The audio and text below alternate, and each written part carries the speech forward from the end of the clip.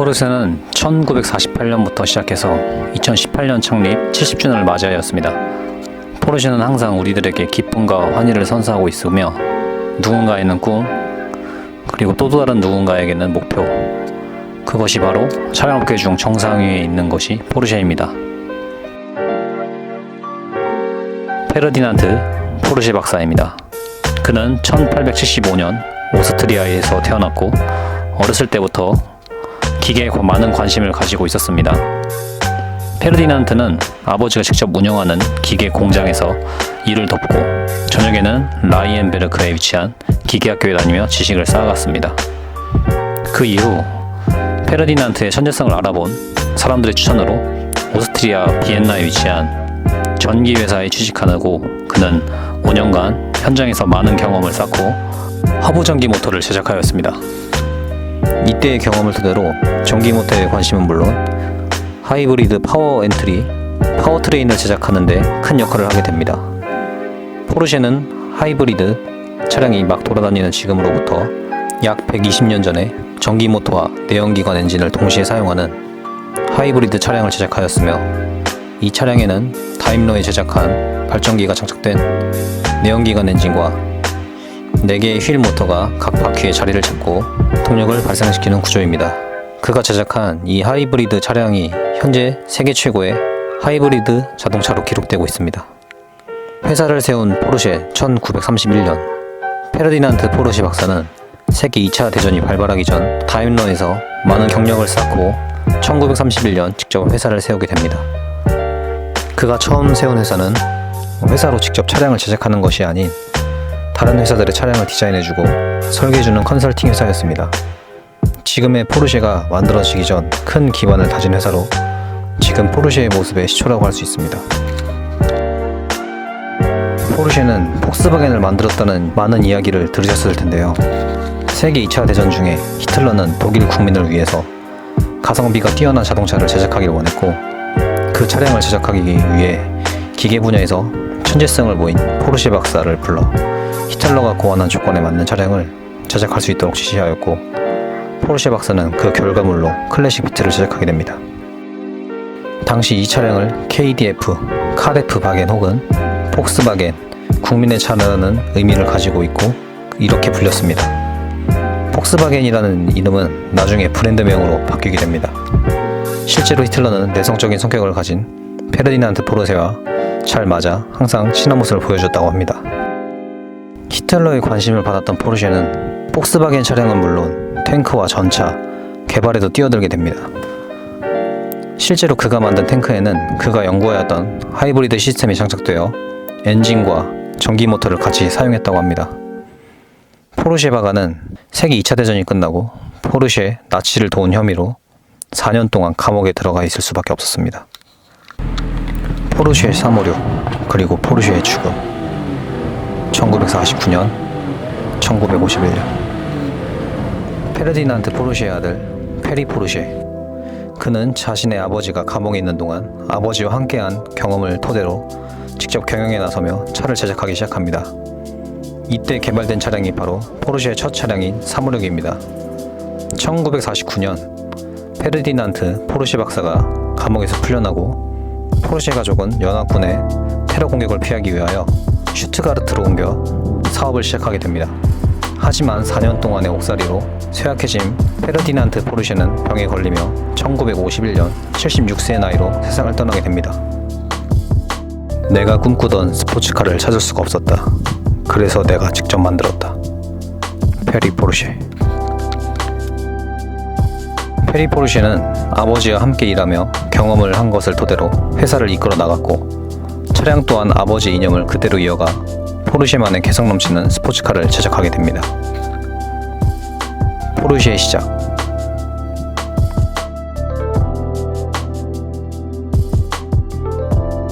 페르디난트 포르쉐가 세상을 뜨기 전인 1948년에 등장한 차량이 그가 원했던 스포츠카의 본질이 담겨있는 차량입니다.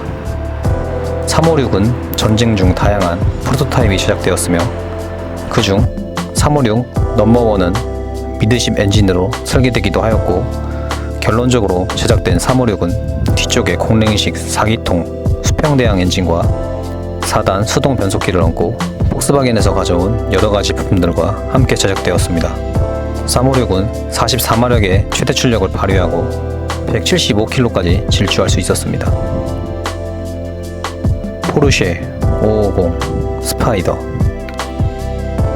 페리 포르쉐는 356으로부터 영감을 얻어 레이스에 출전할 차량으로 550 스파이더를 탄생시키게 됩니다. 레이스를 목적으로 탄생하였기에 굉장히 낮은 차체를 가지고 있고 레이스카로 시작되었기에 지붕도 없었습니다.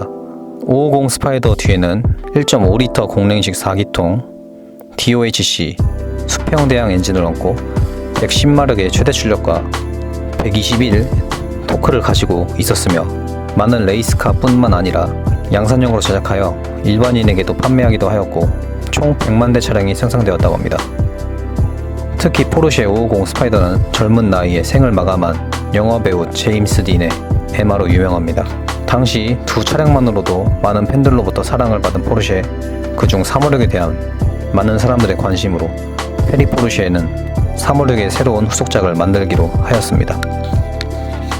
포르쉐는 356을 시작으로 550 스파이더로 모터스포츠에 도전하였으며 많은 인기로 10대 정도의 550 스파이더를 일반 소비자들에게 판매하기로 하였습니다. 역시 사람들은 포르쉐에 열광하였고 그들은 356에 맞먹는 새로운 포르쉐를 기대하고 있었습니다. 페리 포르쉐는 이때 고민에 빠지게 되며 새로운 차량을 설계하게 됩니다.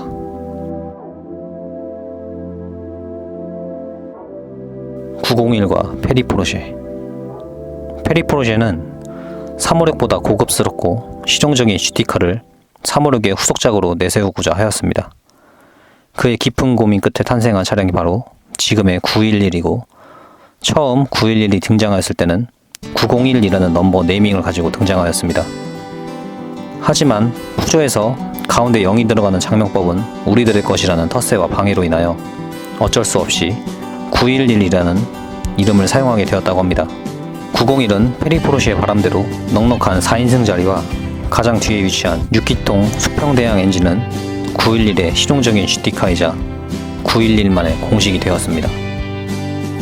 901은 공랭식 6기통 수평대항 엔진과 5단 수동 변속기를 결합시켜 132마력의 출력과 16.5kg의 최대 토크를 발휘하였습니다. 209km까지 달릴 수 있었으며 제로백은 9.1초였습니다. 공랭식 엔진 911의 엔트리 버전이 필요했던 포르쉐. 처음 901을 개발하고 발표했을 때에는 901의 가격은 이전 356보다 더욱 비싼 가격을 가지고 있었고 그로 인해 포르쉐는 901을 사지 못하는 고객을 잡을 엔트리 차량이 필요했습니다. 그 대안으로 901과 똑같은 외관을 가지고 있는 912를 출시하였습니다. 대신에 912에는 다운사이징된 4기통 수평대항 엔진이 장착되어 있었지만 901보다 가벼운 무게를 가지고 있어 더 재미있는 주행을 만들어낼 수 없었다고 합니다. 914는 고가의 가격을 가지고 있는 912를 구입하지 못하는 사람들을 위해 제작되었으며 912의 후속 차량이라고 할 수 있었습니다. 912는 911과 동일한 외관을 가지고 있지만 914부터는 엔트리 모델의 독창적인 디자인을 가지게 되었습니다. 914는 폭스바겐과 같이 공동 개발한 차량으로 페르디난트 포르쉐 박사의 외손자이며 최근까지 폭스바겐 회장을 맡고 있던 페르디난트 PA가 개발에 참여하기도 하였습니다. 914는 4기통 모델과 6기통 모델로 출시가 되었고 4기통 엔진은 폭스바겐에서 개발한 공랭식 엔진이 장착되었고 6기통 엔진은 69년도 911에 사용되던 엔진이 장착되었습니다. 911과 930. 포르쉐는 901을 만들고 모터스포츠를 위하여 터보차저에 대한 연구가 한창이었습니다. 이때 개발된 터보차저를 911에 적용하는 1974년 수평대항 엔진에 터보차저가 장착된 코드네임 930을 제작하게 됩니다. 930은 6기통 수평대항 터보 엔진과 4단 혹은 5단 수동 변속기까지 장착되었고 77년도까지는 3리터 배기량을 가진 차량을 생산하였습니다. 그 이후로부터 89년도까지는 3.3리터 배기량을 가진 차량을 생산하였습니다. 930은 최소 260마력에서 330마력의 최대 출력을 발휘하였으며 약 2만 대가량을 생산하였습니다.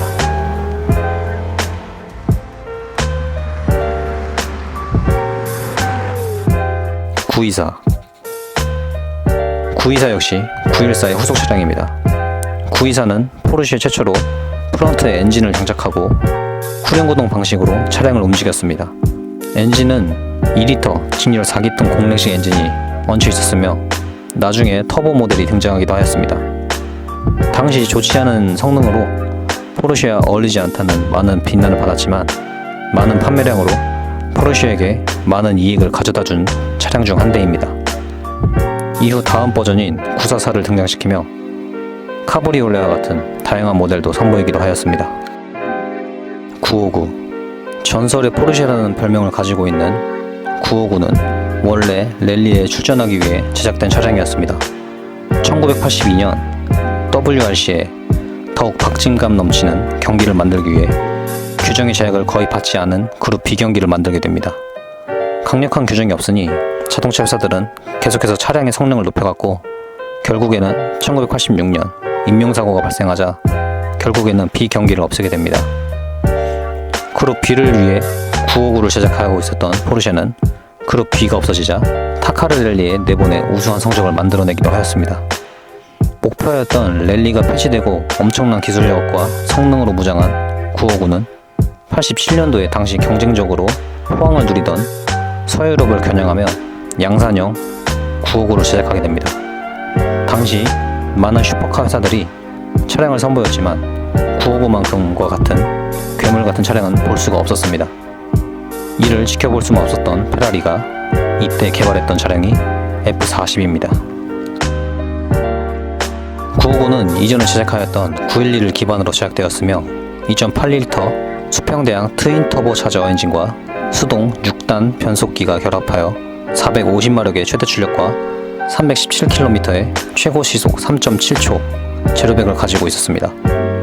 또한 959는 포르쉐에서 모든 것을 쏟아부어 만든 차량에 걸맞게 세계 최고의 타이틀을 가지고 있는 기술이 대거 등장하게 되었고 상시 4륜구동 시스템을 처음으로 제작하였으며 현재 많은 차량에 장착되어 있는 타이어 공기압 모니터링 시스템 TPMS 그리고 트윈 터보 시스템도 처음으로 장착되었습니다. 이 외에도 마그네슘으로 제작된 센터락 휠 알루미늄과 케블라를 이용한 자체 제작 등 다양한 기술이 접목되었습니다. 많은 신기술과 강력한 성능을 지닌 959는 단 337대만이 생산되었으며 현재도 굉장히 높은 가치를 지니고 있는 슈퍼카 중 한 대입니다. 930에서 964로 넘어온 911은 큰 변화 없이 기존의 디자인을 가지고 등장하였습니다. 다만 이전 터보 모델만 있었던 930에 비해 964는 카브리오, 스피드스터 등 다양한 파생 모델들을 제작하였습니다. 엔진은 역시나 터보가 장착된 수평대양 6기통 엔진을 사용하였으며 94년도까지 약 6만 대 정도가 생산되었다고 합니다. 968 포르쉐의 보급형 스포츠카인 968은 944와 동일하게 앞쪽에 직렬 4기통 엔진을 탑재하였으며 6단 수동 변속기 혹은 4단 팁트로닉 자동 변속기를 선택하여 237마력의 최대 출력을 발휘할 수 있었고 이후 968은 성능을 개선한 터보 S와 터보 RS 모델을 출시하였습니다. 911과 933 933은 911 탄생 30주년을 맞으며 공개되었고 다음 버전부터 수랭식 엔진이 장착되어 포르쉐에서 제작한 911 차량 중 마지막 공랭식 엔진을 장착한 911 차량이 되었습니다. 3.6L 혹은 3.8L 수평대양 6기통 엔진을 장착한 933은 타르가 터보, 터보 S, GT2 이와 같이 성능을 개선하여 다양한 모델로 등장하였습니다. 특히 933은 대한민국에 처음으로 들어온 포르쉐로 국내에서 나름 의미가 있는 모델입니다. 포르쉐는 많은 남자들의 꿈의 차이며 소유하고 싶지만 소유하기 쉽지 않은 차량인 것은 틀림이 없습니다. 다만 내가 이루고 싶고 원하는 것이 있다면 현재의 위치에서 꾸준하고 부지런하며 성실해야 하지 않을까요? 이상 차 읽어주는 류원이었습니다.